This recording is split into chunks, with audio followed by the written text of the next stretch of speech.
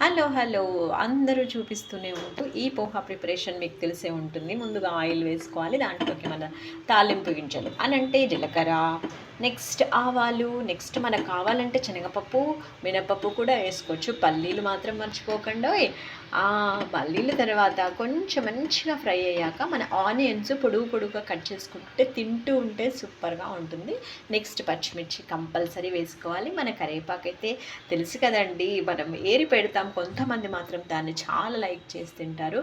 ఆ కరివేపాకు వేసుకున్న తర్వాత తడుపుకున్న అటుకులని మాత్రమే మనము దీనిలోకి వేసుకోవాలి. అప్పుడే మనకి మంచిగా తినటానికి వస్తుంది.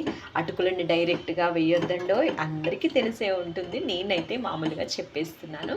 అలా నా పోహా రెడీ చేసుకున్న తర్వాత దానిలోకి ఫైనల్గా నిమ్మకాయ రసం పిండాను. చాలా టేస్టీగా ఉంటుంది, మీరు ట్రై చేయండి. ఓకేనా, బాయ్ బాయ్.